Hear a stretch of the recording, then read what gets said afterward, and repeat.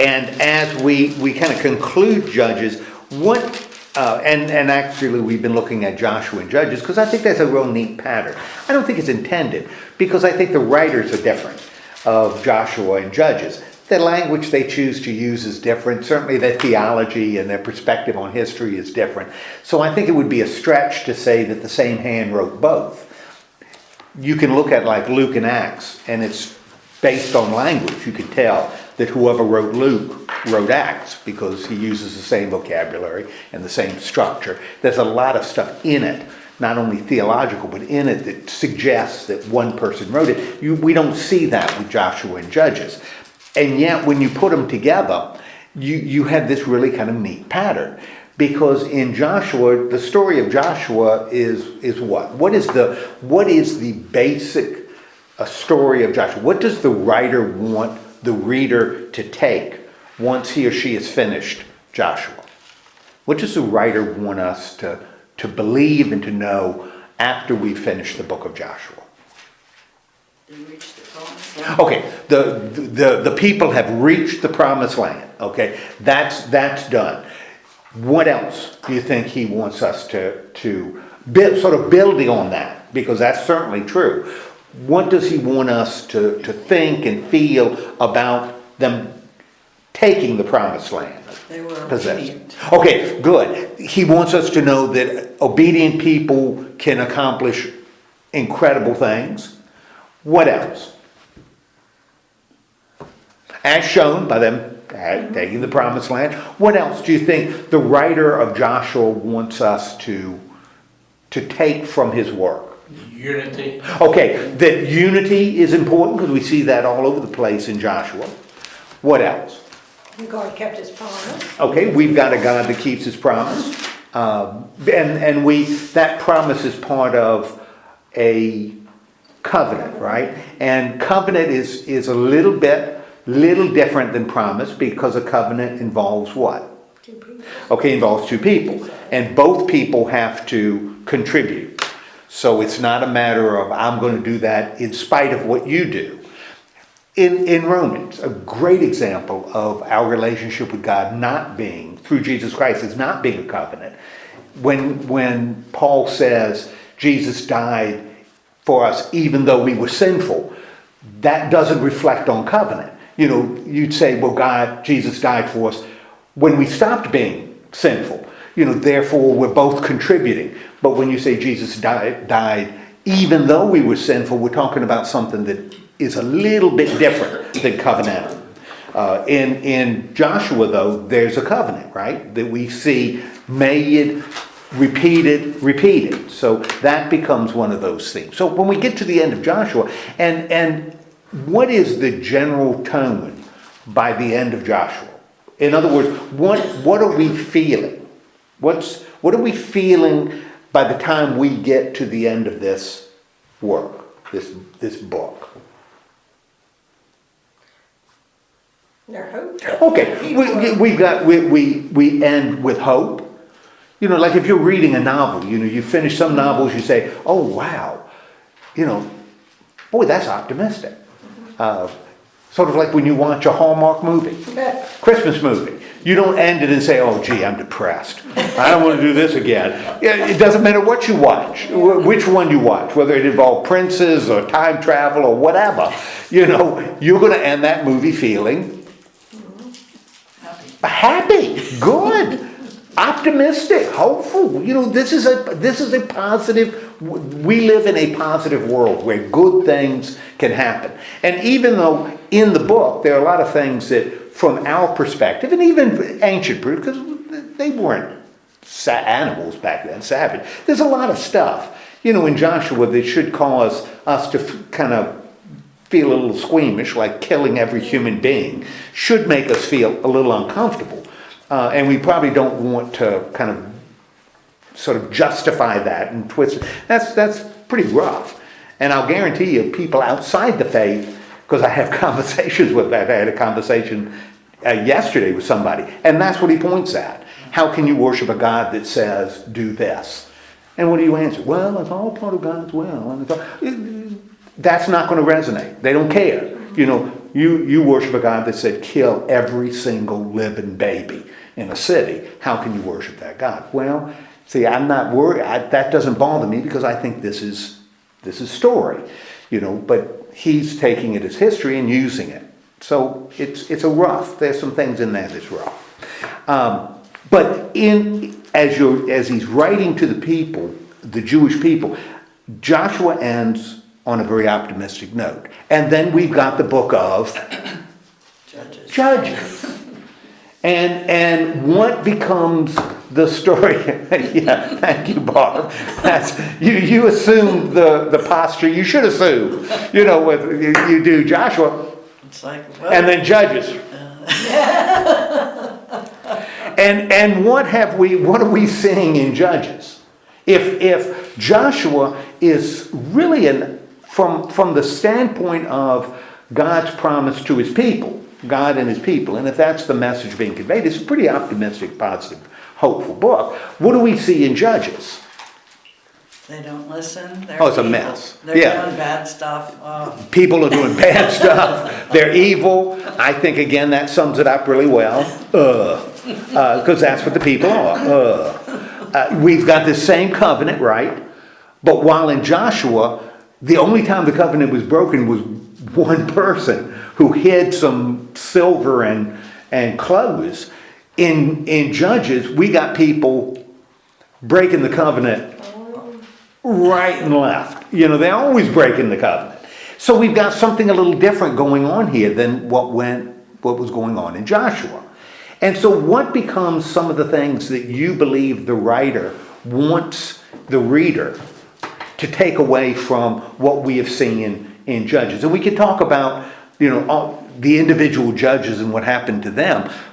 Overall, though, what do you think the writer wants us, the reader, to take away from this story that he has shaped? God's forgiving.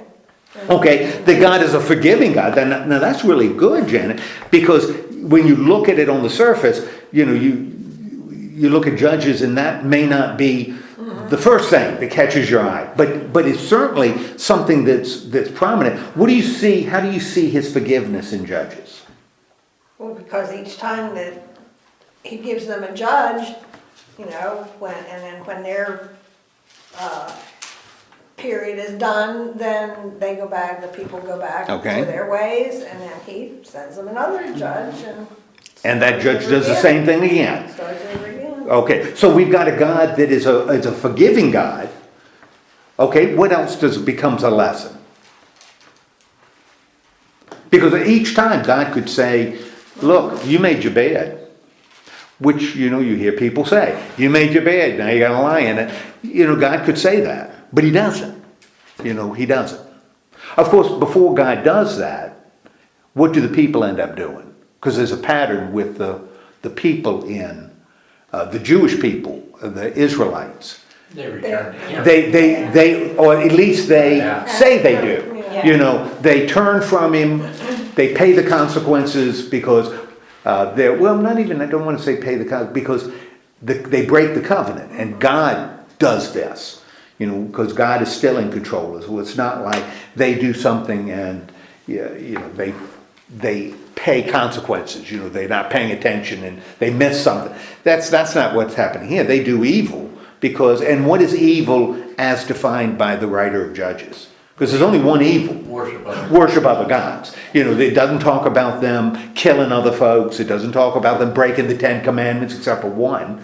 It's worshiping other gods. That's evil. And that's what they end up doing over and over and again. And then God ends up punishing them because they've done it. The covenant's broken. And then when they say they're going to turn to him, God saves them. So we've got that kind of pattern. There are consequences. We break covenant with God. There are consequences.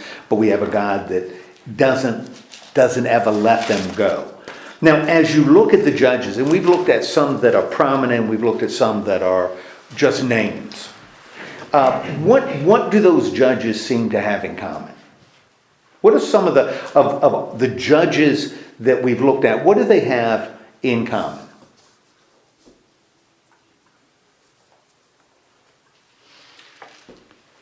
Some are good leaders. Okay, some are good. So this may be one of those different, because I was going to ask what makes them unique. You know, some are good leaders and some are Not so or not. Some are willing to be. some are willing and some are not. not. Some are brave, you know, and bold, and others not so much. You know, not so much. So those may be some differences. So they've got different kind of personalities, the different judges. What are some things that make them similar as you look at all of these judges? What do they have in common? What are some of the things they have in common? Well, they're chosen by God. Okay, good. All of them are chosen by God. God has chosen them all. So nobody has said, I want to be a judge. You know, I want to be a judge. They're all chosen by God. Okay? What else do you see that they have in common?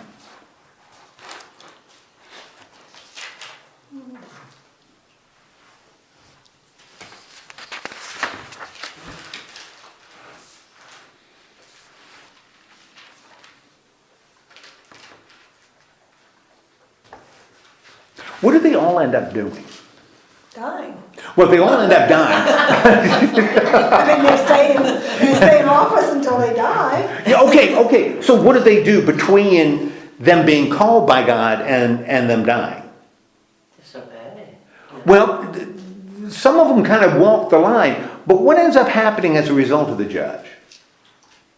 People are delivered. Okay, people are delivered. So God is using these to deliver. So each of the judges, in one way or another, and the ways may be different, God is using them to deliver the people from, or the Israelites from the people in the land who end up oppressing them. And how they do it varies from judge to judge.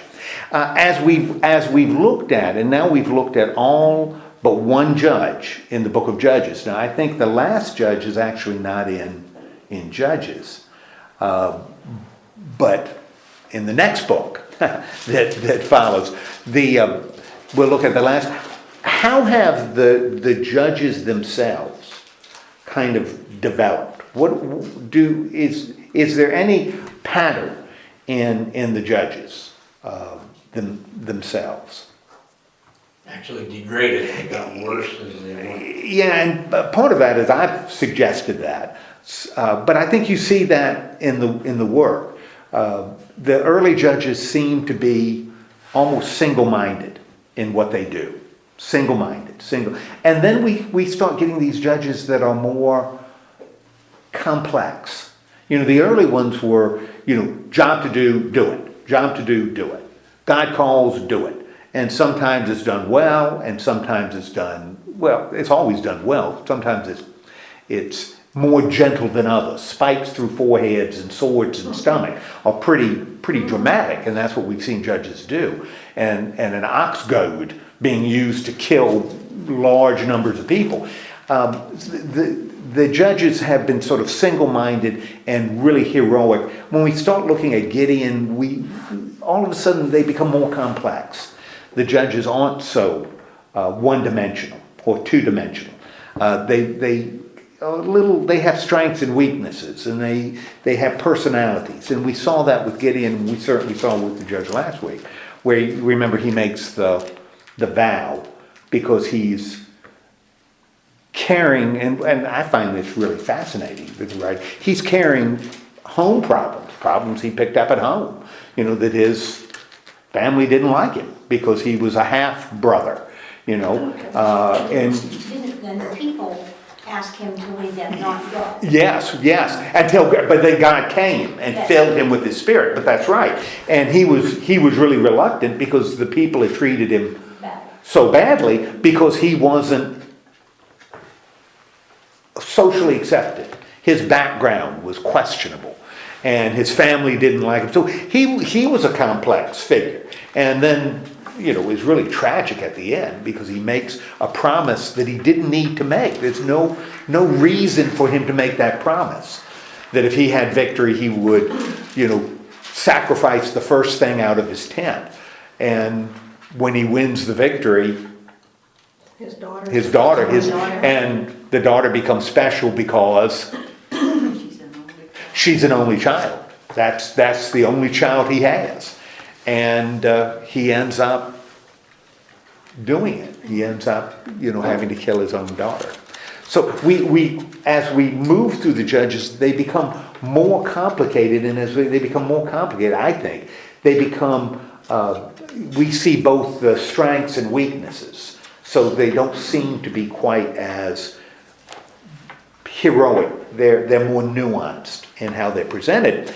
And actually their stories become sadder, because even Gideon ends up on a high, because he ends up living like a king. He won't be king, but he's living like a king. He's being treated, and he has the robe made, and people are worshiping that, which is a whole thing. But then Abiathar, he becomes a sad figure. And we're looking at another one today that is a more complicated than we saw with Ehud and his sword.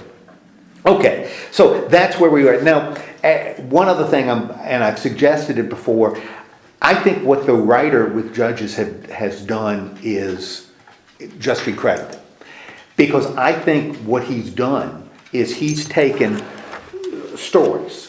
I mean, if this wasn't a book in the Bible and we were just reading this would appear to be, if it were just in secular history, or something that they dug up somewhere in Palestine, or any place else, this would appear to be a collection of stories about heroes, right? These are deliverers of the people, heroes from the past. And I think what the writer, and again, inspired by the Spirit, has done, and that's why what we're looking at today is slightly different. What he's done is he's taken these stories, but he's shaped them and put them in a theological context. So all of a sudden, it's not just, this is the story of Ehud, or this is the story of Gideon. All of a sudden, all of these are related and put into a context, which I think is pretty interesting to convey to us a story, some truth. And I think we see that continue today. And maybe the most obvious example is what we're looking at today. So we're at chapter 13. What happens at the beginning of 13? And it's going to shock you. It's going to blow your socks off. What happens at the beginning of 13? The Israelites did evil. Did evil in the sight of the Lord. My goodness gracious. Who'd have thunk? Not me. I didn't expect that. Like it's only happened every time. And as a result, covenant's broken, right? As a result. The Lord delivered them into the hands of the Philistines. Okay, the Lord delivers them into the hands of the Philistines. Now, the Lord is doing this. So it's not like the Philistines have acquired power, because the Philistines, for the writer of Judges, the Philistines have no power. Who has power?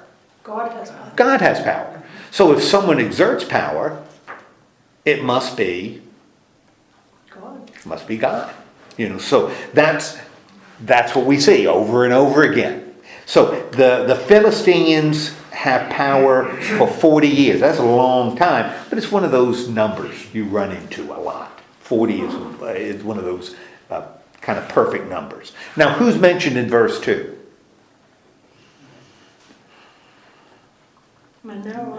Manoah. And he's a Danite. And one of the things we've seen before when we've looked at the Judges is the Judges have come from different tribes. And the tribal names. So what the Judges do tend to be localized. Last week it was almost all east of the Jordan. Not even in what we think of as the Promised Land. East of it, in Gilead. Now we're talking about the Philistines, and the Philistines are along the coast. So they're as far west in the land as you can get. And that's where Dan would be, that's where Judah would be, far to the west. Okay, so we've got Manoah. What's the situation with his wife? Oh, she can't have kids. Oh, we've never seen that before either, right? Yeah, we have. When have we seen a woman who can't bear children? What's that? Abraham's life. Yes, throw a dart at Abraham and his family, and you're probably going to hit a woman that couldn't bear children. Because Sarah couldn't, who else couldn't? Rebecca couldn't, who else couldn't? Rachel couldn't. You know, we have this pattern. And we're going to see the pattern. It's going to continue throughout the Bible. You know, good night in the New Testament. Elizabeth couldn't. You know, she was barren. So this is, and whenever we see this situation where a woman is barren, isn't able to bear children, we're set up to expect what? If the writer tells us she's barren, we can be almost 100% sure what's going to happen. Yeah, there's going to be a miracle and there's going to be a baby born, because that's what happens. Okay, so when we hear that she's barren, has no children, we're set up for a miracle, right? A miracle baby. And what happens? An angel of the Lord appears, right? And what does the angel of the Lord say?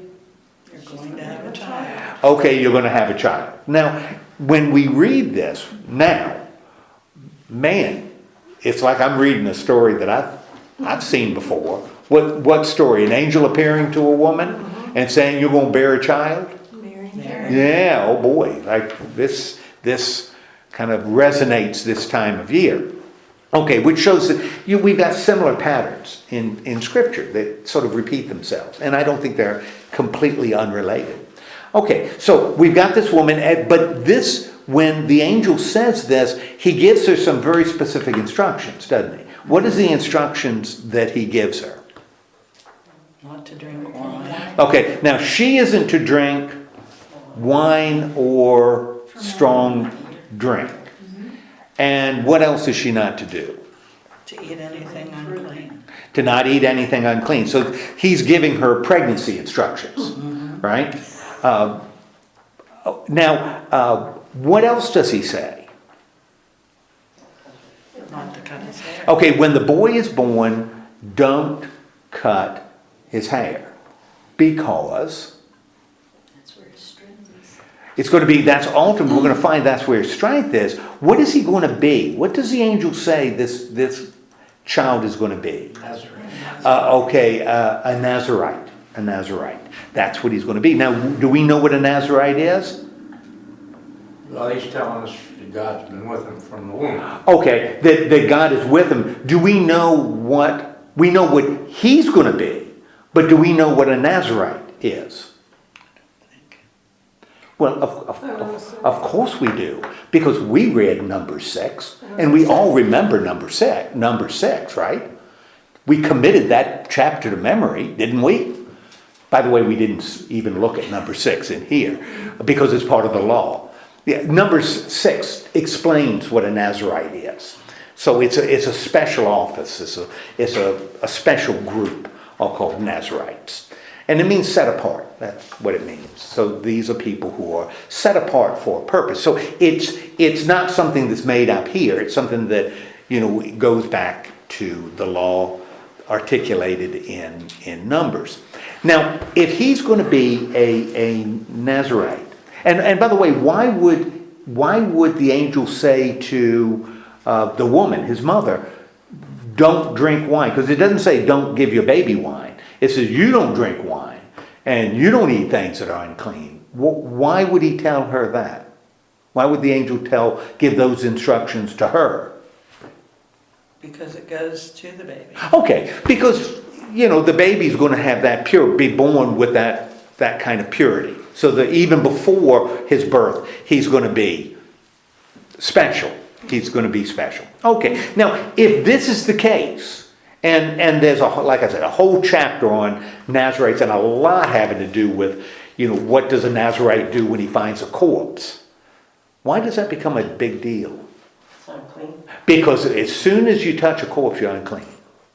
And so there's a whole bunch of stuff about what Nazarites have to do if they run into a corpse. It is very complicated because they are supposed to be clean. You know, they're supposed to be clean. Even if it's your father or sister, you can't be close to them when they die because you'll be unclean, and a Nazarite can't be unclean. Now, since he's going to be a Nazarite, someone set apart, right at the beginning, what might we, as a reader, as the writer is telling us this, what might we assume about his character? Later, after he's born. What's assumptions might we make about who he's going to be or what he's going to be? He's gonna be a leader. Okay, going to be a leader. Okay, what else? I mean, he's not going to be around, and I'll tell you, for a Nazarite, not only is it wine and strong drink, they couldn't drink anything coming from grapes. Nothing. Grape juice, Welshes, no Welshes. They couldn't eat the skin of grapes. They couldn't eat the pits of grapes. They couldn't do anything with grapes. That was part of what they had to be in order to stay pure. Now, if this is the kind of person, what might we assume about his moral character? Purity. Okay, I think as I read it, you kind of assume that this person is going to be certainly a leader, going to be important, but he's probably going to be pure himself, morally good, righteous. I mean, that's kind of what Nazarites are supposed to be, right? Okay, so that's what the angel tells to her. Now, what does she do? Tells her husband. Tells her husband. And why is that really important? that she tells her husband. The appearance of the angels, angel stuff. So that he would believe Okay. her whenever That she told him. So that he will believe, and if you got two people that believe, you have witnesses, right? So this is something that both of them believe now, or at least have heard. Now, what does Manoah say to God?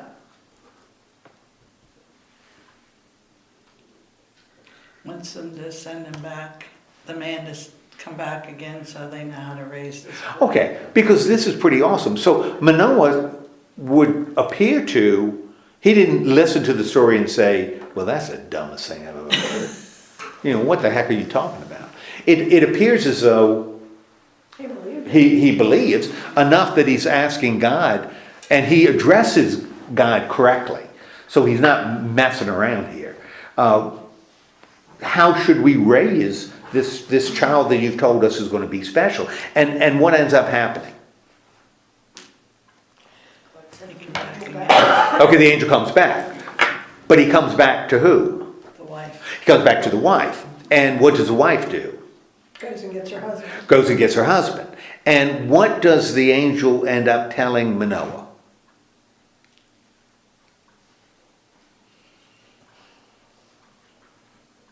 Just repeats the instructions. Repeats the instructions. That this is what I want your wife to do. This is really important. Again, emphasizing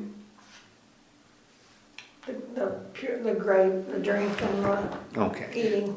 That the child is going to be pure. Right. Yeah, is going to be special from before birth. And what does Manoah offer? Food. Okay, offers food, right? And food in the form of a kid. Ooh, that's awful. A kid, one of his kids. Oh no, a goat. That's right, a goat. A young goat. Yes, a young goat. Oh, what was I thinking? My goodness gracious. I think in more modern translations they may say young goat instead of kid. That could be very confusing. And how does the angel respond? So Manoah says, I'm gonna make you dinner. And how does the angel respond? It's David who's not gonna eat anything. Yeah, oh, you do what you want, but I'm not gonna eat anything. But it's not like the angel had a big lunch. You know, it's not like that. How do Manoah and the angel converse? What does the angel want? You can do this if you want, but I'll tell you something would be better. There's something that would be better. What would be better? A burnt offering to the Lord. And why would the writer make sure that's included? What does that tell us as the reader? By making sure this is part of the story? That this was, my take, that this was not the Lord, this was an angel from the Lord. That's right, just a messenger. And he was on the Lord's business, right? Mm-hmm. And so this isn't something angels don't need to eat. And second, this is coming from God. So if you want to offer your goat, offer him to God. Don't make me a goat sandwich. That's not what we do. And what do both the Manoah and the angel end up saying to one another? Manoah wants to know what his name is. What is his name? And the angel says, It's beyond understanding. yeah, kind of like you don't want to know. Because it's more wonderful. What is the writer then, by doing this kind of conversing between the two, what is he emphasizing? What does he want us to take from this interaction between Manoah and the angel?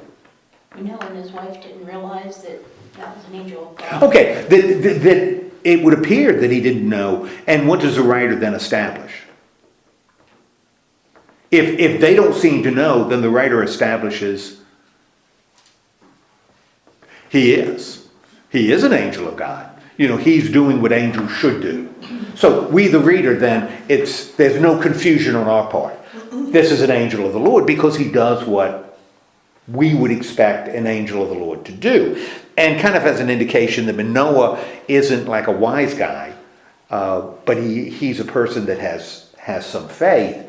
What does he end up doing? The angel says, don't make me a meal, but make a sacrifice to God. What does he do? So he does. And what happens when he does the sacrifice? The angel ascended in the flame. Yeah, the angel ascends in the flames. Now, when he sees all that, when Manoah sees all that, what does he immediately assume? He realized it was an angel. Uh-oh. Because they saw. So, we saw the Lord. Uh-oh. And how does his wife respond? If he'd meant to kill us, he wouldn't have accepted these burnt offerings. Yeah. Or if he was going to kill us, they wouldn't be able to have this baby. Right. That he wouldn't have. Who is showing, even though Manoah certainly shows faith because he offers the offer, but who is, of the two, who's the sharper knife in the drawer? Always the wife. Always the wife. And that may be one of the lessons that he wants us to take. That wives are almost always right. What do you think about that? So, but she certainly comes off appearing Faithful. yeah, it's faithful or at least smarter than he, because her logic is pretty good. Now, as a result of what happens to this point, what do we know? What do we know when we come to the end of this story, part of the story? That a baby's going to be born, right? And what do we know about the baby? He's going to be pure. He's going to be pure, he's going to be special, he's going to be a Nazirite. We might assume that because he's going to be pure and special, a Nazirite, he is going to be a leader and morally, yes, beyond reproach. He's going to be a moral example for our children to follow. Okay. Now, who is born? Samson is born. And Samson, the name is not all that important. It just means a man of the sun. Not important in terms of the story, may be important in terms of the origin of Samson. Because when you read the Samson story, Samson is how would you describe Samson? I mean, if this were just in secular literature, outside of the Bible, how would you describe Samson? What would you assume Samson was? A strong leader? Okay, strong. Who would you compare to Samson? What would be other characters that you would say sound a lot like Samson?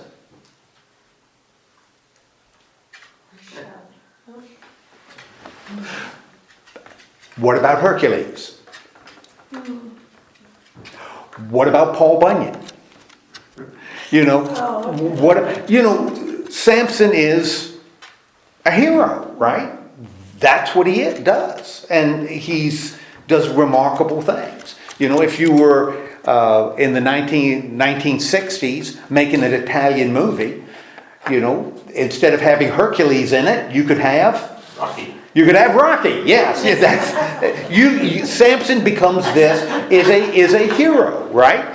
And his name isn't anything that's particularly, we know that because there's no L in it, which means if there's an L, that means something related to God. Samson doesn't mean anything related to God.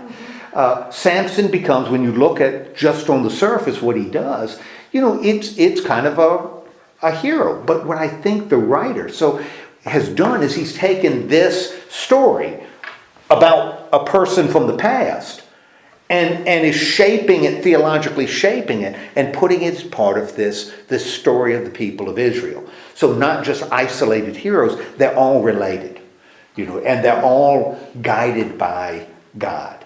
Therefore, we don't look at them, we look at the one who is motivating them. Okay, so Samson, at least that's what I think is kind of going on as he's writing it. The writer, but most important to us is what the writer writes about him, not what might be there outside of Judges. Because the writer of Judges is very clear about what happens to Samson. What happens to the person Samson?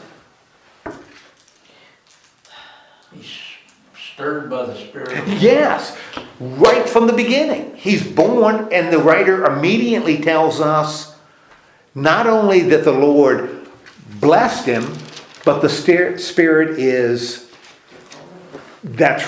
moving him. So the writer does not want us to say, oh, this is a remarkable guy. This is a guy who is blessed by God, is being moved by God. Okay, but we don't know much about him yet, just based on what the angel told his mother. Now, what happens at the beginning of 14? He finds a woman. He finds a woman. And she becomes his problem. Yeah, his first problem. Yes. Yes. He finds a Timnah, and she is a problematic woman. What is the first problem? But when we look at the story, it's more complicated than just her. She is a Philistine. And what does Samson decide to do? He wants to marry. I want to marry this Philistine. Well, if you have a son and he says, Mom, I want to marry a Philistine, what is your reaction? No. Heck no! Heck no! I don't want you marrying any Philistines. Philistines are what? No good. We all know Philistines are no good. What do they say to him? What do they say to Samson? Can't you find someone? Can't you find somebody more like you? Yeah. Good gracious. You don't need to be flirting with the Philistines. Philistines aren't even circumcised. So you don't want to mess with that. And what does Samson say? Get her. Now, get her I love He this. doesn't ask her, that's when he tells him, Yes. "Get her for me." And you know, people talk about modern child rearing and how it has, descended. The children have way too much power in the home, right? I hear that all the time. I've said it many times, many times. I look at my daughter and I say it. He says to his mom and dad, what does he say to them? Get her. Get her. She's She's the the right right one. She does what? Why does he want her? She pleases me. She pleases me. Yowza. Yowza. And now the writer, and this is really, I think, really cool, which kind of tells me that this may be, he's building on stories that existed. It's almost like he puts in parentheses. What does he put in parentheses? Lord's the Lord. Oh, but the Lord is all involved in this. The Lord is involved in this. But when we look at the word and when we look at what follows, it doesn't seem like Samson is being motivated very much by his dedication to God. There seems to be other things that are moving Samson. But the writer tells us that because he wants us to know that God is involved in what? Where is God involved? Where would you say God is involved in the story? In everything. He's involved everywhere. So he's got to be involved in this, and the writer makes sure we know that so we don't get distracted. What happens along the way? So his father and mother, being traditional parents, they say when he says, Mom, get her, because she pleases me. What do? They get her. They get her. They get her. So things haven't changed all that much. And as they're going to get her, whatever you want, little Samson, don't want you to be upset. As they're going, what happens along the way? The lion. Okay, we've got a lion that comes up and roars, and again, this is a good. What does he do to the lion? He tears the lion apart. But we've got something interesting going on here because of what was introduced early on. Now, if we look at this and, Hercules kills a lion, and we say, oh, wow, that's really something. But why is this kind of significant here? Not only does he kill this lion, demonstrating what? What is that demonstrating? Okay, demonstrating great strength. What else does he do, which is kind of interesting? After he kills this lion, He didn't tell him. he doesn't tell his mom and dad that he did it. Now, why would he not tell his mom and dad? Because he touched the cart. Very good, Alice. That's exactly right. He got all messed up with his blood from this lion that he killed, and there's nothing in here that said he was being threatened by it. He just killed this lion, and so he doesn't. Now, again, we're trying to get an idea of who this Samson is, right? Well, he tells his mom, "I want to marry her." And they say, well, Samson, there are other girls. I want her. Now he kills a lion but doesn't tell him about it. Okay, maybe we're getting a little glimpse into his character. This isn't going to be the first time Samson does something like this. Well, it says that the Spirit of the Lord came upon him. Yes. So that he tore the lion apart. But he doesn't tell his parents. But did he not have? They make it sound like the Spirit of the Lord came. Like originally back here in the end of 13, it said the Spirit of the Lord stirred in him when he was born. But Right. and then this makes it sound like the Spirit of the Lord came upon him again before this with the lion. Okay. So was it God that made him? Well, Was it a would test? we expect it to be God? Was it a test? Sure we would. What's that? Was it a test? Well, I don't know, because he doesn't say it was a test. It does say he doesn't tell. Now, what would be the motivation in not telling his parents? I think, Alice, you're right. We're talking about co-ops. So Why his mom and he's dad? Because they think he's pure? Because they know who he is, who he's supposed to be. And this compromises it. It compromises him being a Nazirite, because this isn't what Nazirites are supposed to do. And they know what he is, right? Now we're going to see this happen a couple of other times, where this Nazirite, this promise to be a Nazirite, some of the stipulations are going to start being broken. And the ultimate one is going to cause him all kinds of problems. Okay, so this happens. What occurs in verse 10?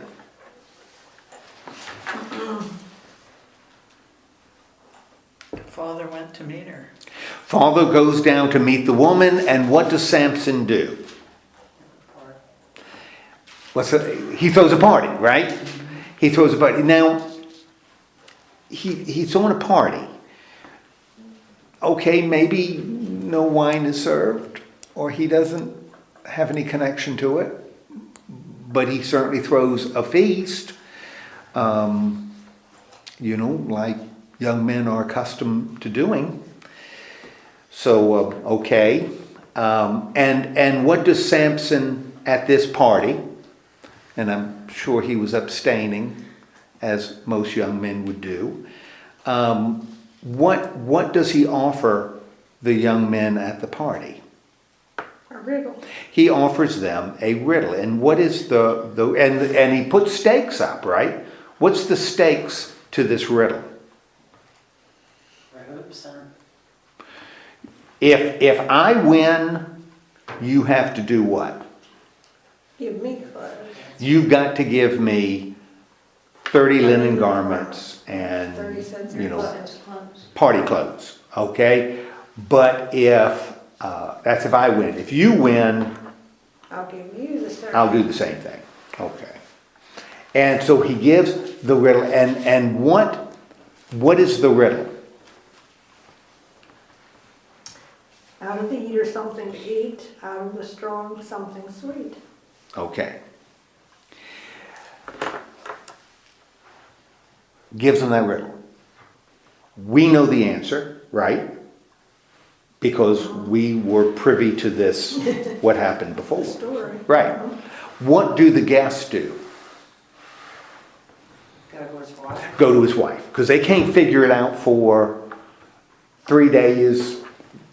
Good, perfect number 3. Go to his wife, and what do they say to the wife? They want her to tell. Okay. Burn.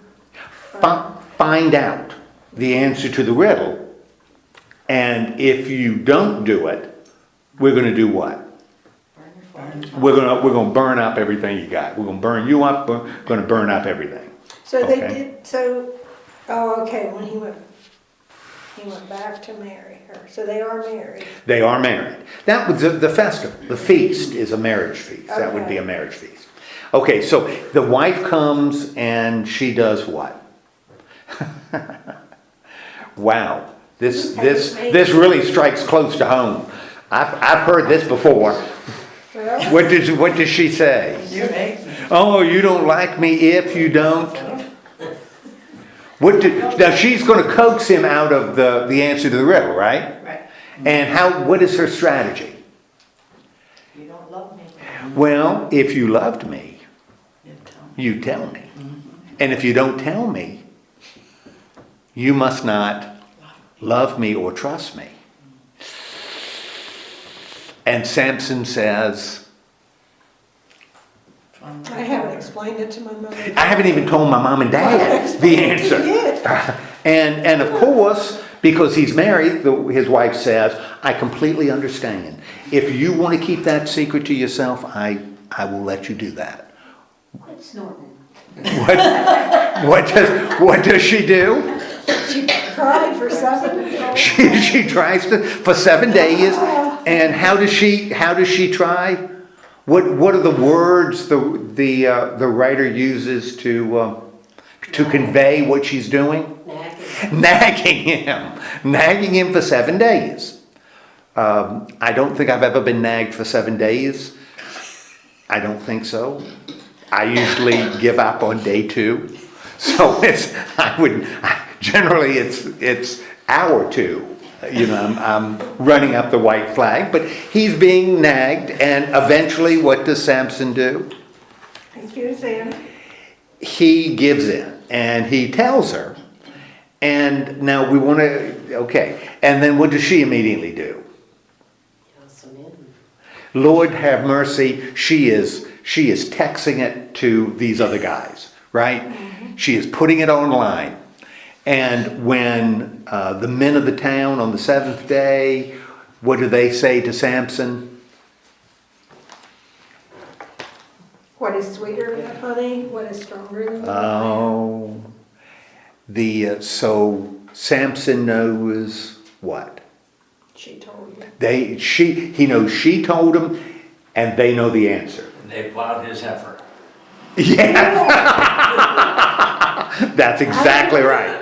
That's what it says. I never heard that Yeah, I had neither. But so he knows that she gave the answer because she's the only one that could possibly know it. Now, maybe we've got a little glimpse on why the little story of the lion is there. I mean, now that makes a little sense because it sets us up for this riddle.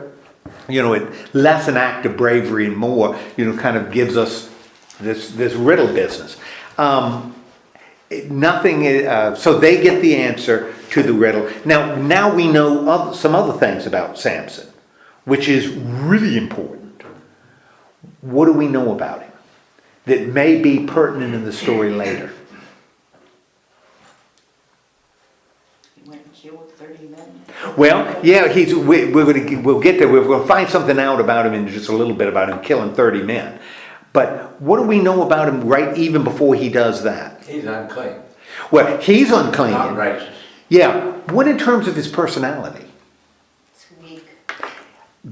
Alice, good. Don't cover your mouth. You nailed it. I think that's exactly what the writer, that he is weak. He is easily manipulated. He is easily manipulated, particularly by women. And if we talk about a fatal flaw, which is what you see in tragic stories, where the hero has this flaw that ends up bringing him down, just like with the story before, the judge Abathar making that promise, impetuously making that promise, fatal flaw ends up having tragic consequences. We've got another fatal flaw introduced here, that Samson is easily manipulated by women, or will give in to women, and that may lead to his destruction. We don't know in the story, but we know how the story ends because we saw Victor mature. We saw the movie. Okay, so how does he respond? And I think the response, Judy, I think you're right. The response also shows something about Samson's character. What does Samson end up doing? This whole little episode. So now he's got to provide these clothes, evidently expensive clothes, to the guys that solved his riddle, right? You know, so how does he get these expensive clothes? He kills 30 people, you know, and strips them. You know, he kills 30 people, strips off the clothes, and does what with them? Pays off his debt by killing 30 people, right? So the people he killed were Philistines too? Yes, yeah. But he kills 30 people to get the clothes to fulfill his obligation, and then he does something that's almost more despicable than paying off his debt by, instead of getting a job, killing people and stripping them down. What does he do? He goes back home. He goes, what does he do to his wife? Gives her away. Gives her away. Gives her to a companion. So now we know a lot about Samson. We know that he is weak, easily manipulated, particularly by women, because that happened. What else do we know about him?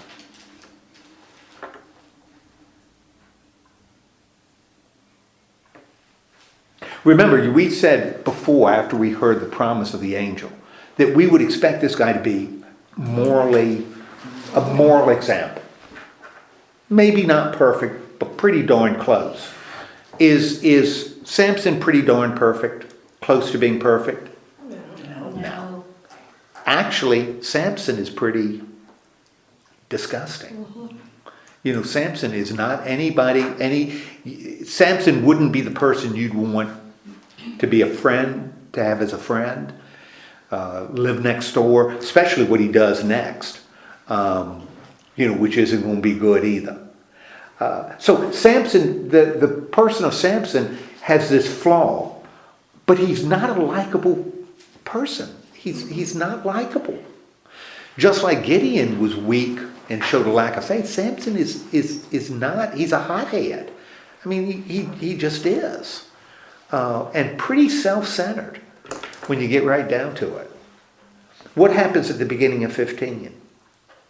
He gets back to see his wife. Okay. And they thought it was his wife. He goes back, and what does Samson decide to do? He was gonna go to his wife's room, but her father stopped him. Okay, father stopped him. Don't know why he was going to go to the room, but it probably, based on what we've read about him, probably wasn't going to be great going to the room. Then what does Samson decide to do? He's gonna get even with it. Okay, he is going to get even. Okay, wow, this is really a great guy. He gave his wife to a companion, and when her father stops him from going to see her, he's so outraged that he needs to get even with him. And how does he get even? And he assumes he can do this without blame. What does he do to get even? Because this person has done such a horrible thing to him. Caught 300 foxes. 300 foxes, and he does what to those 300 foxes? Tails together. He ties their tails together. And what does he do with these connected foxes? Sets his head on fire. He puts a torch there where the tails are tied together, and he does what with them? Lights them loose through the Turns them loose. And what ends up happening? Just destroys. Just destroys. And how do the Philistines react? They burned his wife and her father to death. They kill his wife and the father. And how does Samson respond? Since you've acted like this, I won't stop until I get revenge on you. Okay.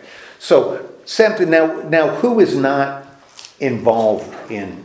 Now we get a different tone in this story than we have the other judges. How is the tone different in this Samson story than we have with other judges? This on his own. Okay, he's on his own.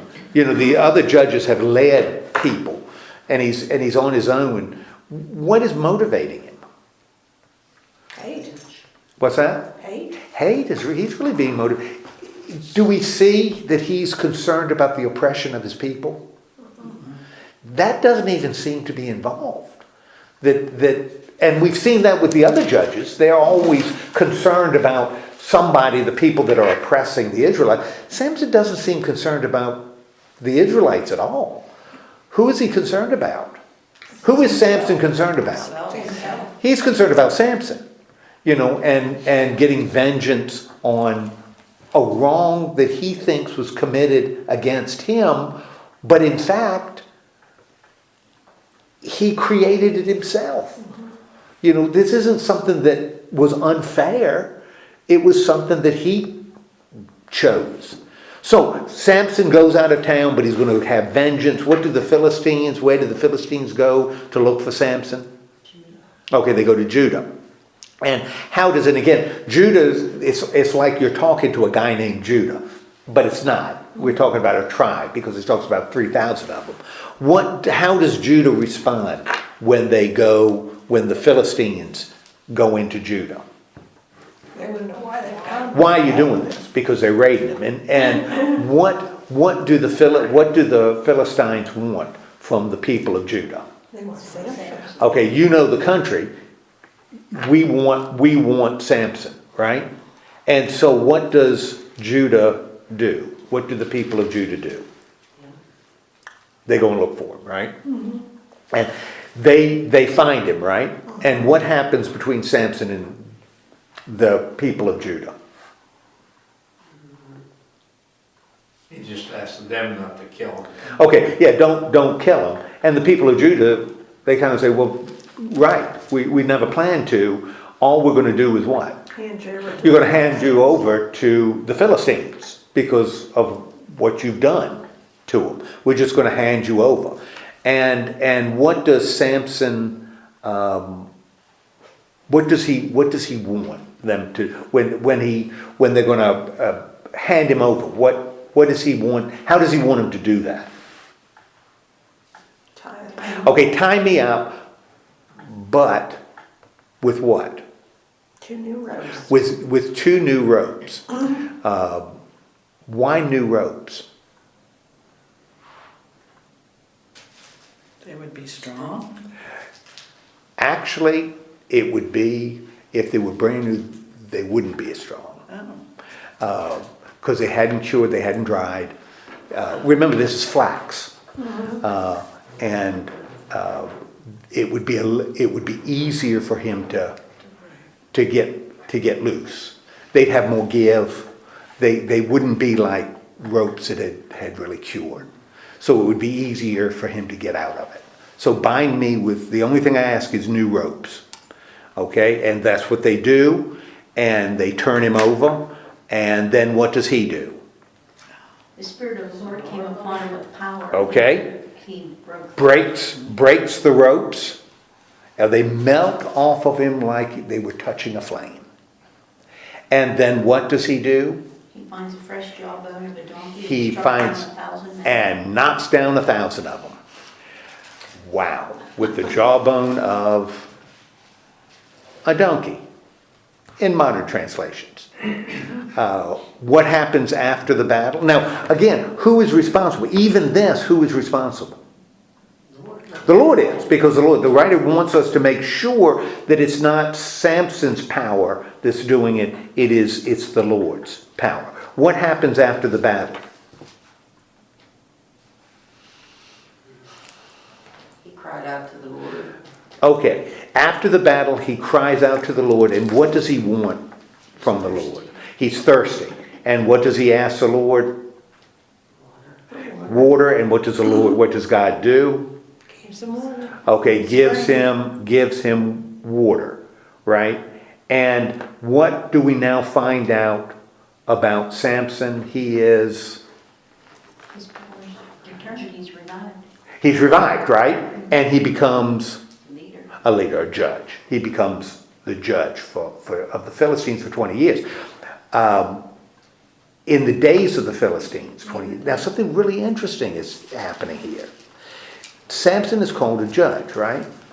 When we've seen all the other judges, what occurs before the person becomes judge? Conquered. The enemy is completely defeated and conquered. But is that what's happened here? Philistines still rule. The Philistines still rule. And that, I think that's a really important difference. Samson is a judge, but he hasn't defeated, the Philistines are not defeated.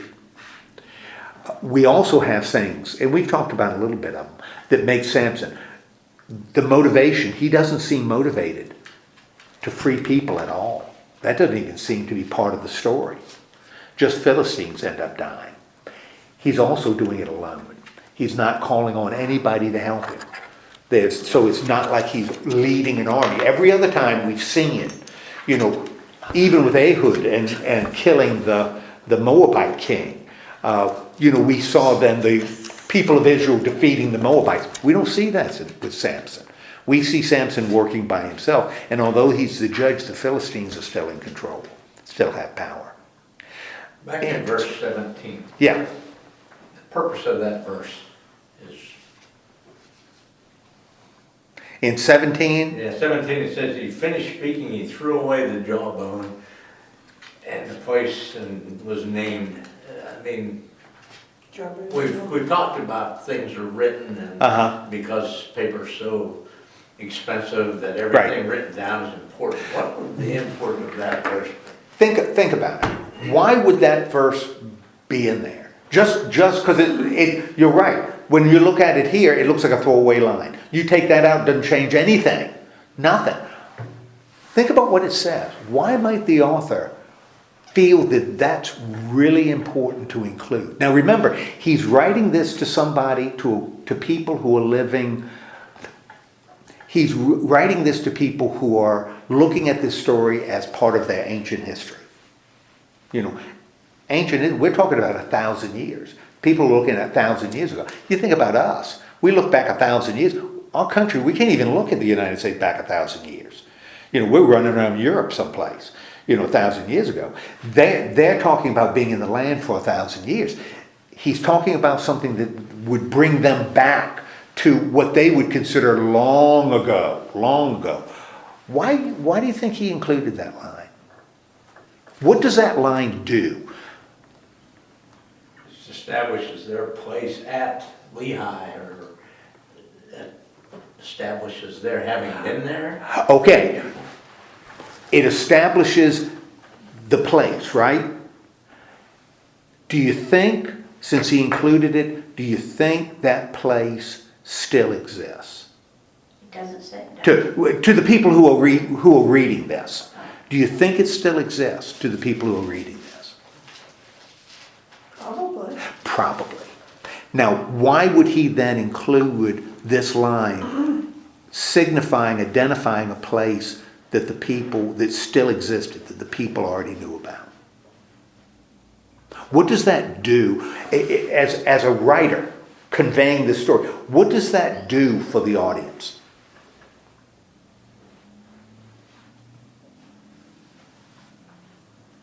What does it do? What Just does it gives do? them something they can associate Yes, with. it gives them something they can associate with. In other words, what is the writer doing by identifying? He's bringing his audience into the story.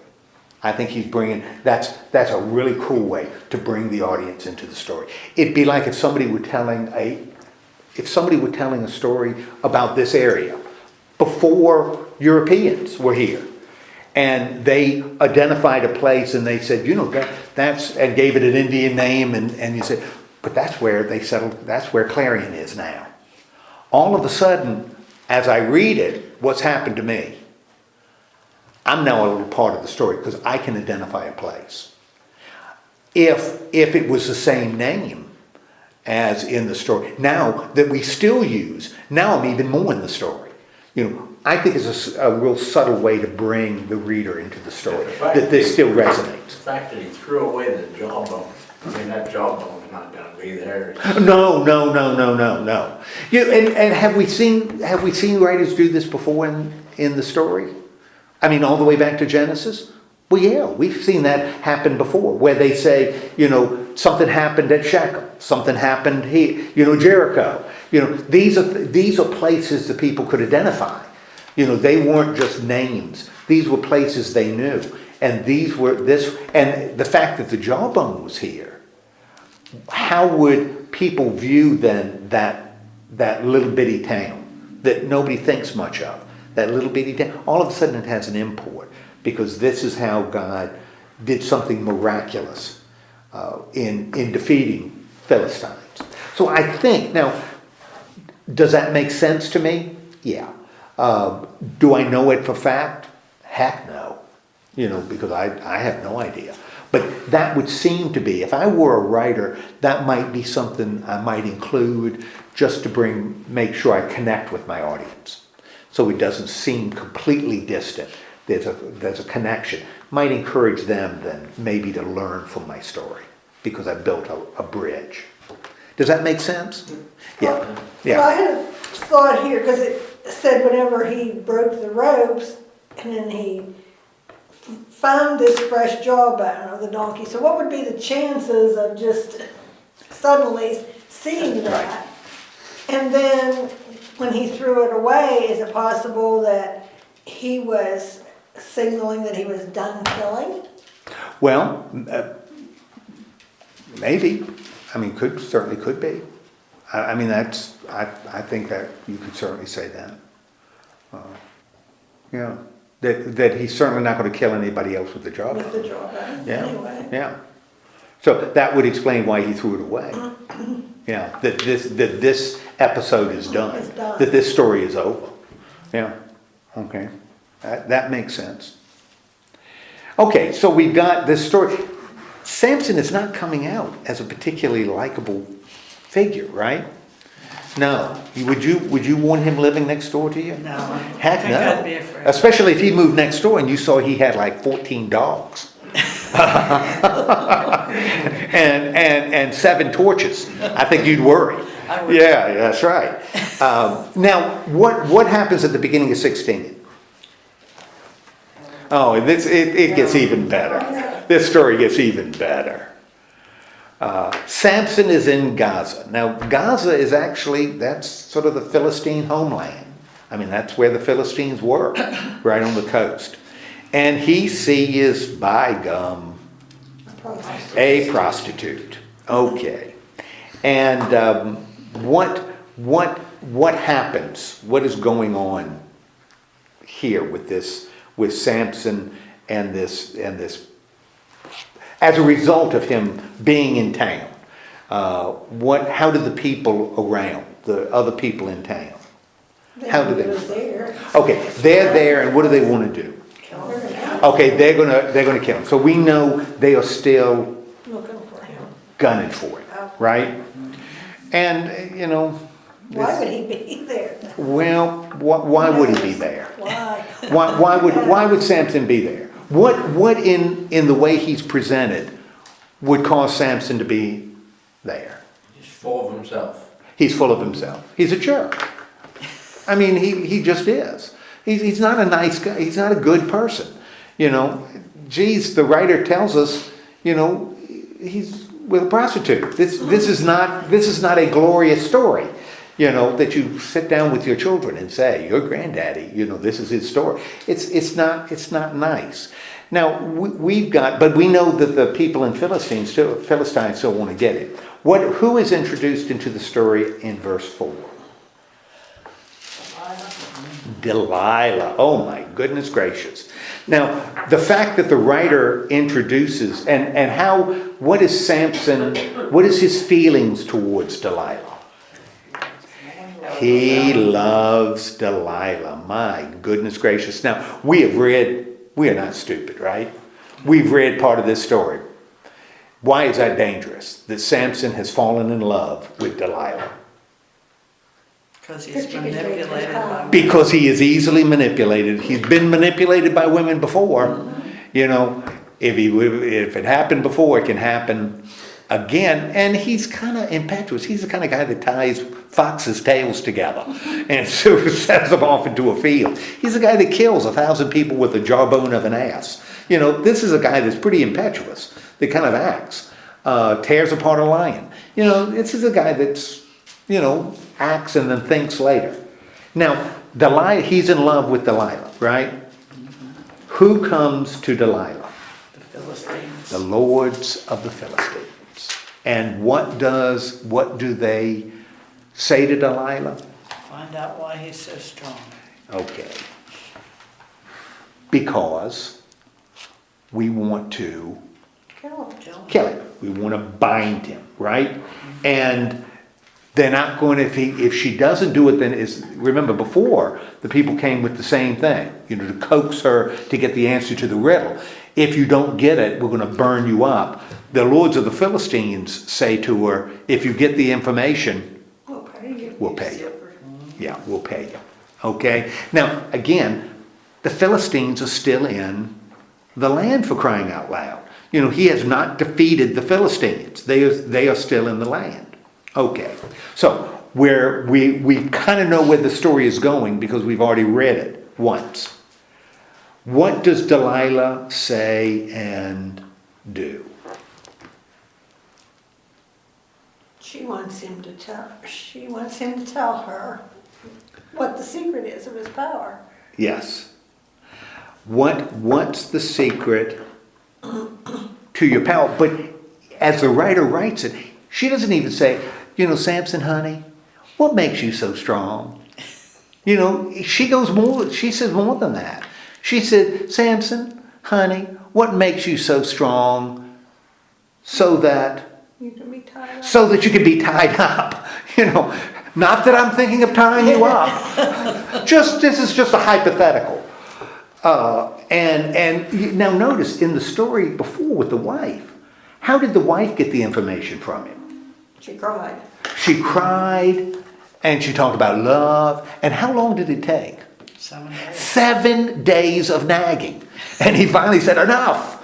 I'll tell you the answer to the riddle. Delilah says,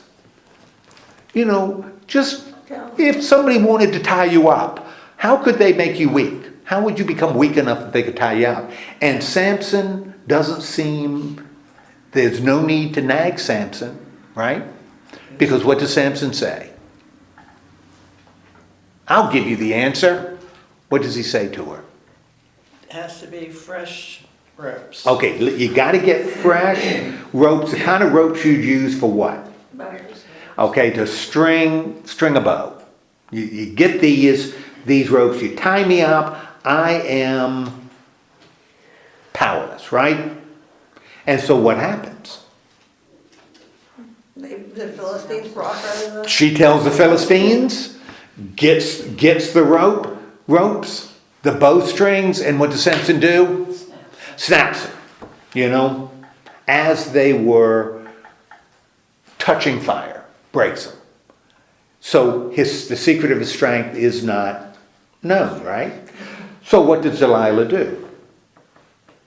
Starts all over again. Oh, Samson, you're playing with me. You told me something that wasn't true. Now, what I want to know is what makes you so strong so that you can be bound? Maybe I wasn't clear enough. So if somebody wanted to tie you up, Samson, what would they need to do? And Samson says, new ropes. you get some new Never rope. been used. Never been used. I'll be weak as anybody else. And so the writer tells us that Delilah does what? She runs out and she takes the new rope, right? And what does she do? Ties him up, and then she opens her window and says, Philistines, he's here. And what happens? He snaps the rope like it was Thread. a thread. All right. Fool me once, shame on you. Fool me twice, shame on me. Right? Well, she's tried to fool him twice. He's resisted, right? So of course Delilah does what? She tries again. You're mocking me by telling me lies. Now tell me right now how you can be bound. We're finding something else about Samson here, right? What does Samson say to her?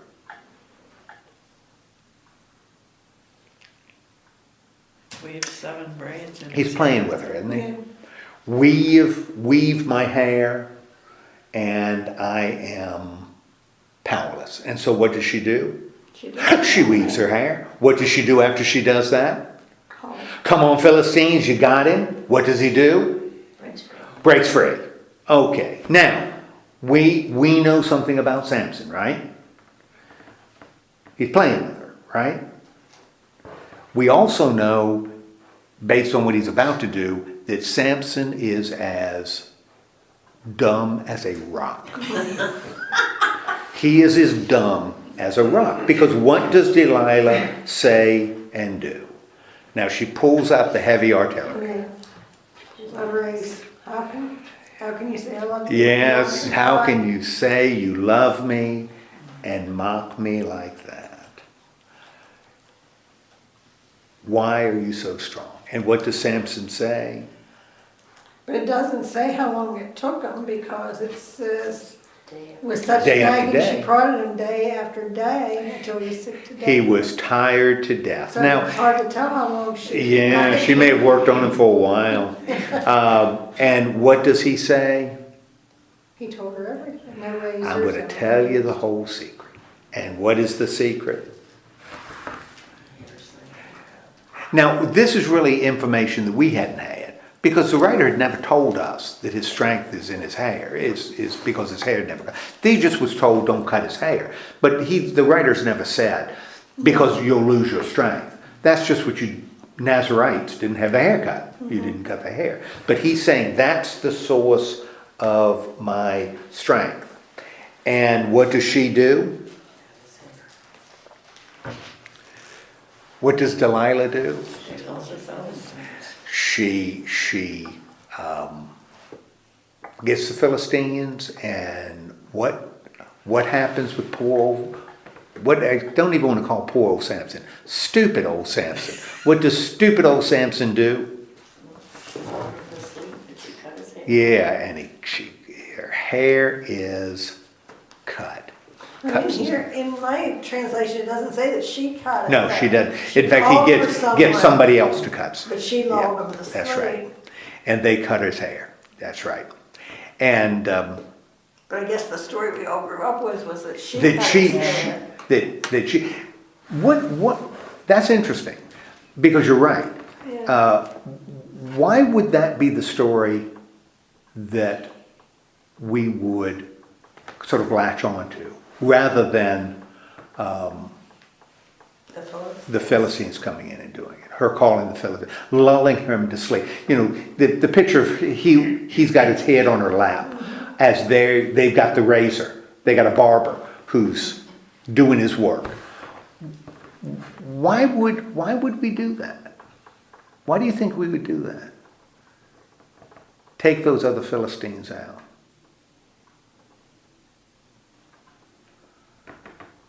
I don't know. That's something to think Just about. to show the power that women. Maybe make it more, Yeah. more personal.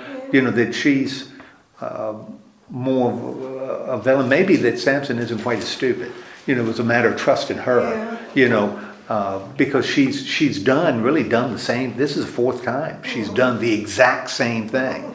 Only this time the consequences are greater, because he told her the truth. And what happens when she wakes him up, and that's pitiful. How does she wake him up? Says, the Philistines are here, on you. And he wakes up, and what is he thinking? He'll break free. Not a problem, but what does he not know? The Lord's left him. And because he's not a Nazarite anymore. And what ends up happening to him? They seized him, gouged out his eyes, brought him to Gaza, and in prison. But the writer tells us what's happening. His hair is growing back. You know, hair is growing back. Now in 23, what occurs in 23, the good conclusion of any movie about Samson and Delilah? What's happening in 23? Offering a sacrifice. Okay, because they've finally gotten Samson under control. They're going to celebrate, sacrifice to their God. What do? Is they're having this huge party in this big old temple. Who do they bring out? They bring out Samson, right? And what do they want Samson to do? Entertain him. Going to perform. He's there. He's blind. He's got these bronze shackles. And what does Samson do? Now, he has been, through most of this story, he hasn't done much with regard to the Lord. There hadn't been a whole lot of connection, except when he was thirsty, between Samson and the Lord. What does he do here? He prays. Now, the writer tells us about the building where they gathered. What is the nature of the building? It's big. Because there are how many people in that building? 3,000. There's a lot of people. And what does Samson ask the Lord? What does he want the Lord to do for him? Give him strength. Just Give him once more. strength so that he can do what? Revenge. Okay. You know, it's, again, give me strength so I can pay back the Philistines for what? What they did to him. My eyes. What's that? What they did to him. And what did they do? What did they did to him personally? Gouging out my eyes. It's still about him. It's still about him. It's still about him. That hasn't changed at all. And what does he end up doing? He dies with them. Okay, he ends up dying with them, his hands on the pillars, and he pushes the pillars, and they fall on the roof, and the people, the 3,000 people there, die with him. And what does his family do? They took him back and buried him. And bury him with his dad. Now, at the end of this story, and now Samson's done, the conclusion is a lot different than the other ones we've seen. Because at the end of this story, the Philistines are still in control. You know, a lot of Philistines have died, but they haven't been defeated. And Samson hasn't really led anybody. And his motivation seems pretty much focused on, self, vengeance and anger, and, you know, and it's over. And he's the last of the judges in the book of Judges. Not the last of the book, but the last of the judges in Judges. What do we take from this Samson story? What can we take from this story of Samson? What do you think the writer wants us to take from this? Because he includes it. I mean, he consciously, intentionally includes this story. What does he want us to take from it? If we do things on our own, it might not go so well. Okay, this isn't a rhetorical. I really want to hear, because this is a tough one. I think the Samson story is a tough one in the Old Testament. What did you say, Barb? If we try doing things on our own without the Lord's help, it might not go so well. Okay, that's certainly something I think you could see in the Samson story. That that's when you're a lone wolf. Yep, Sometimes you have problems. when you're full of yourself. Okay, that may be something else. You know, that it's being, he was certainly full of himself through most of it, most of the story. What else do you think? Use your gifts in the right way. Okay, yeah, use your gift. It'd be hard to look at Samson and say, boy, he used his gifts. God gave him a lot of gifts, and boy, he used it in the right way. He didn't seem to do that. So much of what he did was so incredibly self-centered and self-motivated. Even when he asked God, the 2 times he went to God was one because he was thirsty, and the other time so he could take vengeance. So these weren't noble prayers. They were really selfish prayers. Okay? What else do you think? Because again, the writer here could have just left this story out. Just didn't have to put it in at all. Nothing required. There was no requirement that he had to put it in, but he did. Well, even though God gave him the strength, he also gave him the ability to use his own judgment. Right. It wasn't like God wasn't leading him Right. by the hand through all of this. Right. How would you describe Samson's judgment? Poor. Poor. Yeah. Poor. Not good. Not a good judgment. But like our previous stories, when he turned back to God, God gave him what he asked for, like the water Right. and so forth. But Now why do you think that's important? it's like the previous stories, the people did well under God, being obedient, and then when they strayed away and worshiped other gods, whatever, they still ended up turning back and pleading with God to forgive them and let's start again, kind of thing. But he was there. He's always there. Right, and he responded. And he in did each of those. respond, but Right. how, we might not like his answer. Like in the end, he still died, so. Yeah. I was thinking, when you said that, I was thinking of Gideon. You know, when Gideon with the ram's wool, ram's skin, put God to the test twice. And even at once, the Lord could have said, Gideon, if you don't have faith in me, I'm going to find somebody else. But God did it twice, you know, and did it according to what Gideon wanted. I mean, God didn't say, now this is what I'm going to do. Gideon said, this is what I want you to do, and the Lord did it.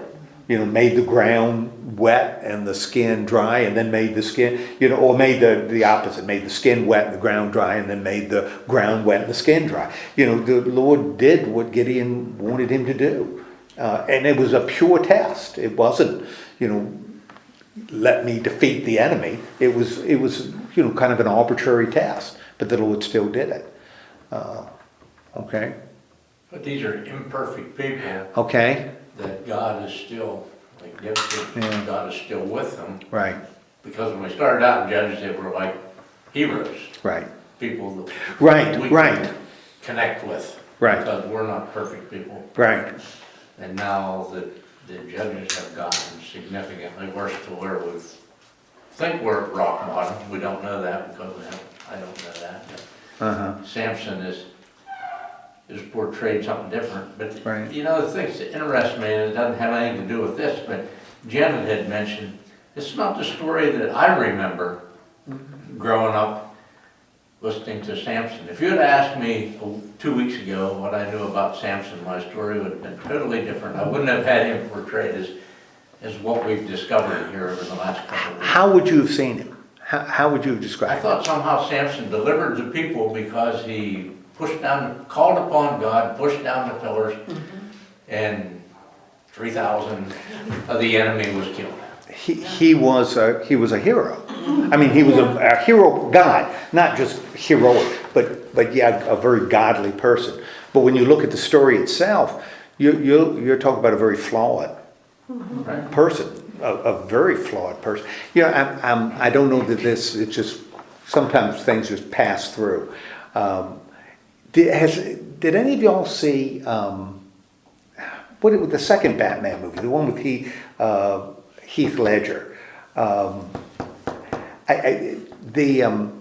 There's a line in it where Batman says, "You don't get the hero you want. You get the hero you need. Sometimes you don't get the hero you want, but you get the hero you need." And it seems to me that's kind of what we see happening here. You know, Samson, nobody would want Samson, given his background, to be a hero. I mean, he's just really flawed. I mean, Gideon was flawed. You know, Abathar was flawed. You know, they're flawed. But Samson, Lord have mercy, he's hateful. You know, Samson is not good. He gives his wife to his companion, you know, because she was blackmailed into getting the answer to a riddle that's going to cost him 60 pieces of clothes. And he just dismisses her. Geez Louise, that's really harsh. And then kills 30 people to pay off his debt. That's a terrible person that does that. And yet he's the one, he ends up killing the Philistines, but he doesn't set the people free. You know, but he does do this action to bring the house down on the Philistines. It's really interesting. Maybe God can use flawed people.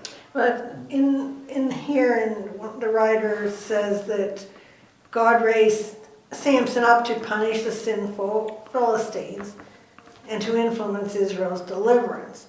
On this occasion, in the temple of their God, the Philistines saw Samson's imprisonment as a sign of Dagon's victory over the God of Israel. But even while the Philistines were celebrating, God was working through Samson to halt such blasphemy to punish the Philistines and destroy the temple of a false god. And I think that's what happened. So, That certainly is what happened. so at the end, he did use them for good. Oh, and we know that because what happens continually in the story? The Spirit comes on The it. Spirit You know, because yes. the writer has, the Spirit comes on it. If you took those out, those little things, the Spirit comes on it, and just read about this person, you'd think, oh man, he is horrible. But we still got, God's using him, Spirit comes. You know, why does this happen? Spirit's involved, God's involved. And then we come back to that over and over again. I think the Samson story is really an important one because, you know, God is using somebody that's deeply flawed. And if he can do that then, he can do that now. Maybe do that with us. You just got to make sure that God is using him. Because God used, what's the situation, I don't know that you'd say, well, he's or she's deeply flawed. Therefore, God must be using her. I don't think you want to do that. Because usually God doesn't use deeply flawed, you know, usually deeply flawed people are deeply flawed. But Samson, certainly that was a possibility here. So, yeah, Samson's an interesting story. Now, we're not finished though with Judges. Which is interesting because the last judge in Judges is done. So where we go from there? We still got 4 chapters in Judges. Well, we're going to do that, and I think the trajectory is moving in what direction? If Joshua was going up, you know, the beginning, they were outside of the land, they conquered the land. Judges, they're here, they have all kinds of problems, but they're kind of sliding down, even the quality of the judges. Where do we expect it to go from here? Down. It's going to continue to go down. Oh yeah, it's a mess coming, you know, but no judge. So we'll look at next time 17 through 8, chapter 17 and 18. So that's what we'll look at. All right. Any questions? Samson's story is interesting, I think. Yeah, very interesting story. All right. Let's have a word of prayer. Lord God, thank you so much for giving us the opportunity to engage in this story. Remind us that you use human beings, and sometimes, like you did with Gideon, you use people who are timid, and sometimes you, with Abathar, people who are impetuous, and sometimes you might even use someone who is just not a good person. But you're in control, and help us to trust your control. Help us to believe that you're with us and that you're guiding us, and help us to respond to your will as best we can. In the name of Christ we pray. Amen.